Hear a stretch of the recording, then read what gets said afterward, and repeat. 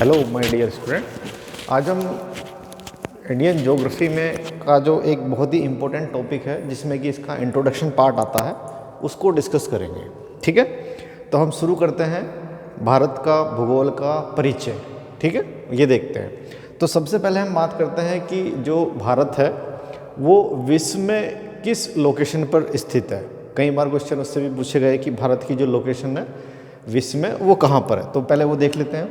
जैसे हम बात करते हैं कि जो पृथ्वी है वो कुछ इस टाइप से है। ठीक है, उसको कई सारी हॉरिजॉन्टल लाइन में और बहुत सारी वर्टिकल लाइन में डिवाइड किया गया है। ठीक है, तो जो हॉरिजॉन्टल लाइन है उसको बोलते हैं हम अक्षांश रेखाएं। ठीक है, और जो वर्टिकल लाइन है उनको बोलते हैं देशांतर रेखाएं। ठीक है, तो ये जो लाइन है 0 डिग्री और ये वाली जो लाइन है 0 डिग्री, तो ये हो गई हमारी 0 डिग्री अक्षांश और ये हो गई हमारी 0 डिग्री देशांतर। ठीक है, तो जो 0 डिग्री अक्षांश है वो इस पूरी पृथ्वी को 2 हिस्सों में डिवाइड करती है, एक ऊपर वाला उत्तरी हिस्सा और एक दक्षिणी हिस्सा। तो जो उत्तरी हिस्सा है उसको कहते हैं हम उत्तरी गोलार्ध,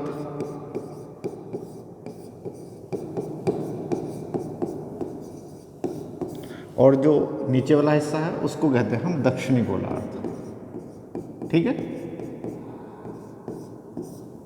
दक्षिणी गोलार्ध। तो भारत की जो लोकेशन है वो 0 डिग्री से ऊपर है। ठीक है, तो हम कहेंगे भारत जो है वो उत्तरी गोलार्ध में स्थित है। वहीं हम बात करते हैं अगर देशांतर के रिस्पेक्ट में, तो 0 डिग्री देशांतर से जो पूरब का पोर्शन है पृथ्वी का उसको कहा गया है पूर्वी गोलार्ध, और जो पश्चिमी हिस्सा है उसको कहा गया है पश्चिमी गोलार्ध। ठीक है, तो इसके रिस्पेक्ट में अगर देखा जाए तो भारत की जो लोकेशन है वो यहाँ पर है पूर्वी गोलार्ध में। तो कई बार क्वेश्चन पूछा जाता है कि भारत की जो एग्जैक्ट लोकेशन है वो क्या है, तो हमारा आंसर होगा कि हम उत्तरी पूर्वी गोलार्ध में स्थित है। ठीक है, तो आंसर क्या हो जाएगा उत्तरी एंड पूर्वी गोलार्ध, उत्तरी एंड पूर्वी गोलार्ध। ठीक है, तो सबसे पहले तो हमारा क्वेश्चन यही था कि भारत की जो लोकेशन है वो कहाँ पर है, तो उत्तरी पूर्वी गोलार्ध में भारत स्थित है। ठीक है, तो ये समझ आया होगा आपकी। उसके बाद हम बात करते हैं इसकी जो लोकेशन है, ठीक है, अक्षांश के रेस्पेक्ट में और देशांतर के रेस्पेक्ट में वो कहाँ पर है। ठीक है, तो भारत की जो सबसे उत्तरी बिंदु है वो कहीं यहाँ पर है। ठीक है, जैसे हम बात करें कि जो उत्तरी बिंदु है इसका, ठीक है, तो वो कहाँ पर है, सबसे जो उत्तरी बिंदु है उसकी बात कर रहे हैं हम। ठीक है, वो ये है इसका। ठीक है, जो कि हमारा लद्दाख में है और जिसकी जो लोकेशन है, ठीक है, वो है 37 डिग्री 6 मिनट। ठीक है, ये इसका उत्तरी अक्षांश है, सबसे उत्तरी बिंदु है, जिसका जो नाम है वो है हमारा इंदिरा कॉल। ठीक है, ये है हमारा इंदिरा कॉल। वहीं अगर इसके सबसे दक्षिणतम बिंदु की हम बात करते हैं तो वो है हमारा यहाँ पर। ठीक है, जिसकी जो लोकेशन है वो है 8 डिग्री 4 मिनट। ठीक है, जो कि है हमारा कन्याकुमारी के कैप कमोरियन में।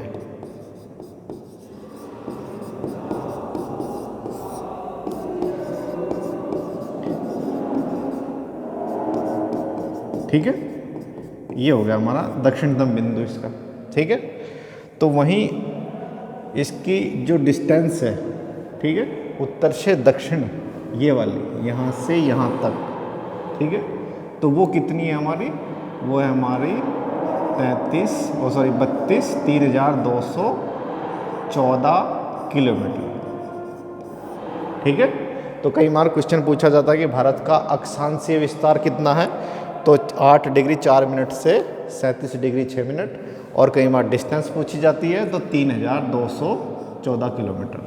ठीक है, वहीं हम बात करते हैं इसके देशांतर विस्तार की, तो सबसे जो पूर्वी बिंदु है उसका वो यहाँ पर है कहीं, जिसको कहा गया है किबिथु, ये जगह का नाम है। ठीक, किबिथु, जिसकी जो लोकेशन है वो है 90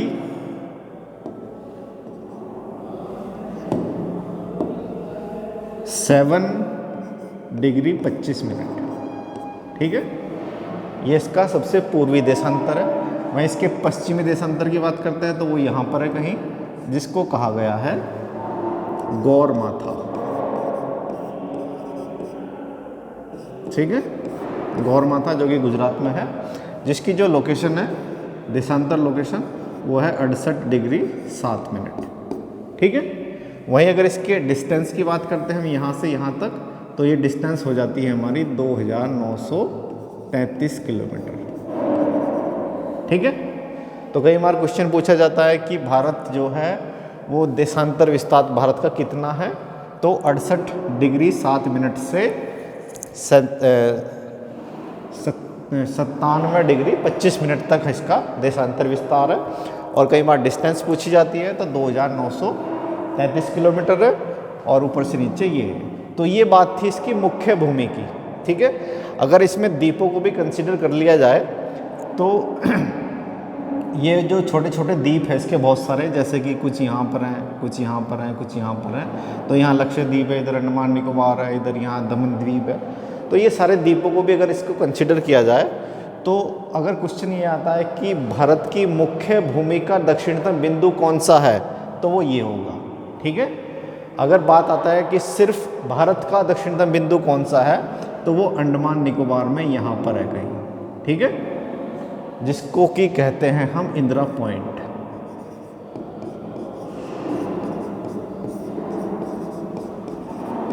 इंदिरा पॉइंट, जिसकी जो लोकेशन है वो 6 डिग्री 4 मिनट है। ठीक है, तो जब पूछा जाए कि भारत का सबसे दक्षिणतम बिंदु कौन सा है, तो इंदिरा पॉइंट है। जब पूछा जाता है कि भारत की मुख्य भूमि का दक्षिणतम बिंदु कौन सा है, तो केप कैमोरियन है 8 डिग्री 4 मिनट पे। ठीक है, तो ये तो भारत का एक बेसिक विस्तार था, कहाँ से कहाँ तक है। ठीक है, अब हम बात करते हैं इसके क्षेत्रफल की। तो इसका जो क्षेत्रफल है, ठीक है, तो इसका जो क्षेत्रफल है वो 32,87,263 वर्ग किलोमीटर है। ठीक है, जो कि विश्व में 7वें नंबर का बड़ा देश है। ठीक है, विश्व में 7वां नंबर आता है। ठीक है, 7वें नंबर पे है। अगर इसका कंपैरिजन पूरे विश्व के क्षेत्रफल से करते हैं हम, तो ये 2.43%।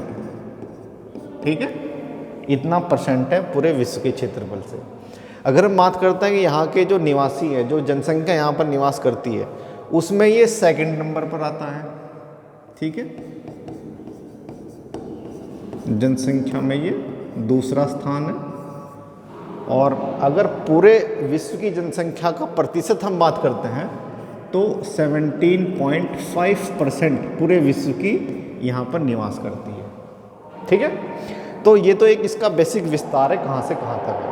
अब हम बात करते हैं कि इसकी जो पूरी विस्तार है, ठीक है, उसमें कुछ जो पोर्शन है भारत का वो अन्य देशों के साथ लगा हुआ है, कुछ पोर्शन इसका समुद्र के साथ लगा हुआ है। ठीक है, तो अब उन्हीं को थोड़ा सा देख लेते हैं हम।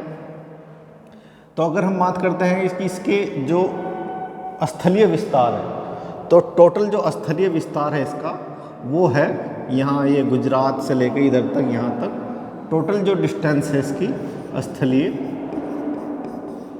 विस्तार की, तो वो है 15,200 किलोमीटर। ठीक है, 15,200 किलोमीटर की जो रेखा है, सीमा रेखा, वो अन्य देशों के साथ मिलती है। ठीक है, बाकी जो रिमेनिंग पोर्शन है वो समुद्र की सीमा है। ठीक है, जिसकी जो लंबाई है, जिसको कि हम समुद्र तट भी कहते हैं, भारत का समुद्र तट, वो है 6,100 किलोमीटर। ठीक है, वहीं अगर इसमें द्वीपों को भी कंसिडर कर लिया जाए, जैसे छोटे छोटे द्वीप है, इन द्वीपों को भी कंसिडर कर लिया जाए, तो जो समुद्र तट है भारत का कुल, वो हो जाता है 16.6 किलोमीटर। ठीक है, तो भारत का जब पूछा जाए कि भारत का कुल जो बॉर्डर है वो कितना है, स्थलीय प्लस समुद्र तट, वो हो जाएगा हमारा 10+10। अगर बात होती है भारत का स्थलीय विस्तार कितना है, स्थलीय बॉर्डर कितना है, तो 15,200 किलोमीटर। ठीक है, अब हम बात करते हैं कि भारत का जो ये स्थलीय सीमा है, ये कौन कौन से देशों के साथ मिलती है। ठीक है, और इसको किस नाम से जानते हैं हम, या फिर हम कहें कि जो भारत के कुछ द्वीप हैं उन द्वीपों के साथ भारत की जो सीमा है उनको किस नाम से जानते हैं। ठीक है, तो सबसे पहले हम बात करते हैं भारत की स्थलीय सीमा की, जो अन्य देशों के साथ मिलती है। ठीक है, तो भारत की अन्य देशों की जो सीमाएं हैं वो उनको याद करने का एक तरीका बनाया है बचपन में बी ए, बचपन में बी ए। ठीक है, ये फॉर्मूला बनाया है शॉर्टकट। तो ब से क्या है बांग्लादेश, च से चाइना, प से पाकिस्तान और न से नेपाल, म से म्यांमार और ब से हमारा हो गया भूटान और ए से अफगानिस्तान। ठीक है, तो इन देशों के साथ भारत की स्थलीय सीमाएं लगती है। ठीक है, अब कई बार क्वेश्चन पूछा जाता है कि सबसे ज़्यादा सीमा किसके साथ है, तो यही इनका ऑर्डर है, डिक्रीजिंग ऑर्डर। सबसे ज़्यादा जो सीमा रेखा है भारत की वो बांग्लादेश के साथ है ब। ठीक है, उसके बाद चाइना, फिर पाकिस्तान, फिर नेपाल, म्यांमार, अफगानिस्तान और अफगानिस्तान। तो सबसे कम जो सीमा रेखा है भारत की वो अफगानिस्तान के साथ है। ठीक है, अब इनके बीच में जो कुछ रेखाएं ड्रॉ की गई है जिनको अलग अलग नामों से जानते हैं। जैसे हम बात करते हैं कि जब भारत और पाकिस्तान का बंटवारा हुआ तो इन दोनों के बीच में एक लाइन ड्रॉ की गई है जिसको कहा गया है रेड क्लिफ रेखा। ठीक है, रेड क्लिफ। ठीक है, जो कि 1947 में खींची गई थी। कई बार इसके बारे में पूछा गया है कि कौन से देशों के बीच में है, तो भारत और पाकिस्तान के बीच में। कब खींची गई? 1947 में। ठीक है, वहीं हम बात करते हैं अफगानिस्तान की। जब भारत और पाकिस्तान एक ही था तो तब भारत को अफगानिस्तान से अलग करने के लिए एक लाइन थी जिसको कहा गया है डूरंड रेखा। ठीक है, यहाँ पर थी हमारी डूरंड रेखा भारत और अफगानिस्तान के बीच में, जो कि 1896 में खींची गई थी। ठीक है, वहीं भारत और चाइना के बीच में एक लाइन खींची गई है, ये इधर, जिसको कहा गया है मैकमोहन रेखा। ठीक है, जो कि 1914 में खींची गई है। ठीक है, तो ये तो स्थल की सीमाएं थी भारत की। उसके बाद करते हैं हम समुद्री सीमाओं की। तो भारत का जो इधर यहाँ पर एक द्वीप है लक्षद्वीप, तो लक्षद्वीप के नीचे यहाँ पर हमारा है मिनिकॉय द्वीप। ठीक है, तो लक्षद्वीप और मिनिकॉय है, उस मिनिकॉय के नीचे हमारा मालदीव है। ठीक है, तो इन तीनों के बीच में कुछ डिग्री चैनल है जिसको अलग अलग नाम से जानते हैं। तो लक्षद्वीप और मिनिकॉय, जैसे सपोज हमारा यहाँ पर मिनिकॉय हो गया। ठीक है, तो इनके बीच में एक लाइन है जिसको कहते हैं हम 9 डिग्री चैनल। ठीक है, ये हमारा 9 डिग्री चैनल है जो कि लक्षद्वीप और मिनिकॉय के बीच में है। ठीक है, अब मिनिकॉय से नीचे है हमारा मालदीव, तो मिनिकॉय और मालदीव के बीच में जो लाइन है उसको कहा गया है 8 डिग्री चैनल। ठीक है, तो 9 डिग्री चैनल किसके बीच में हुआ? लक्षद्वीप और मिनिकॉय के। 8 डिग्री चैनल किसके बीच हुआ? मिनिकॉय और मालदीव के। वहीं हम यहाँ बात कर लेते हैं अंडमान और निकोबार की। तो अंडमान का जो पोर्शन है उसको 4 हिस्सों में डिवाइड किया गया है। एक है हमारा उत्तरी अंडमान नॉर्थ, फिर है हमारा मध्य अंडमान, फिर है हमारा साउथ दक्षिणी अंडमान, और उसके बाद है हमारा छोटा अंडमान। ठीक है, तो अंडमान का जो सबसे उत्तरी पोर्शन है ये, इसको कहते हैं हम लैंडफॉल द्वीप। ठीक है, लैंडफॉल द्वीप। तो लैंडफॉल द्वीप से ऊपर यहाँ पर है हमारा म्यांमार। ठीक है, तो म्यांमार का कोको द्वीप। ठीक है, कोको द्वीप है यहाँ म्यांमार का। तो इस कोको द्वीप और लैंडफॉल द्वीप के बीच में जो लाइन है उसको हम जानते हैं कोको स्ट्रेट के नाम से। ठीक है, इसको कहते हैं हम कोको स्ट्रेट। ठीक है, उसके बाद हम आते हैं इसमें कि जो मध्य अंडमान और छोटा अंडमान, जो हमारा ये साउथ यानी दक्षिणी अंडमान है और छोटा अंडमान है, इसके बीच में जो लाइन है ये, इसको कहते हैं हम डुक्कन पास। ठीक है, जो कि हमारा साउथ अंडमान और छोटा अंडमान के बीच में है, यानी कि दक्षिणी अंडमान और छोटा अंडमान के बीच में है। ठीक है। अब हम बात करते हैं कि छोटा अंडमान से नीचे क्या है। तो छोटा अंडमान से नीचे का जो पोर्शन है उसको कहा गया है निकोबार। तो निकोबार को भी हमने 3 हिस्सों में डिवाइड किया है। तो निकोबार में सबसे जो उत्तरी निकोबार है उसको कहते हैं हम कार निकोबार, फिर बीच में है हमारा छोटा निकोबार और सबसे दक्षिण में है हमारा ग्रेट निकोबार। ठीक है।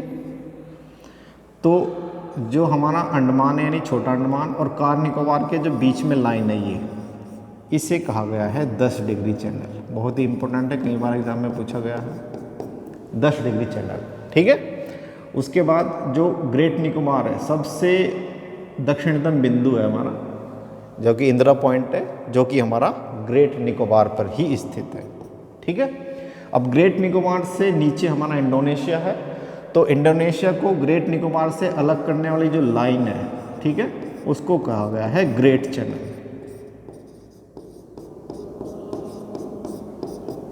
ठीक है। तो ये भारत की जो बेसिक जानकारी थी, जिसमें कि इसकी समुद्री सीमाएं और स्थलीय सीमाएं थी। उम्मीद करता हूँ कि आप लोगों को अच्छे से समझ आया होगा और ये इससे जानकारी आपकी क्लियर हुई होगी। Thank you.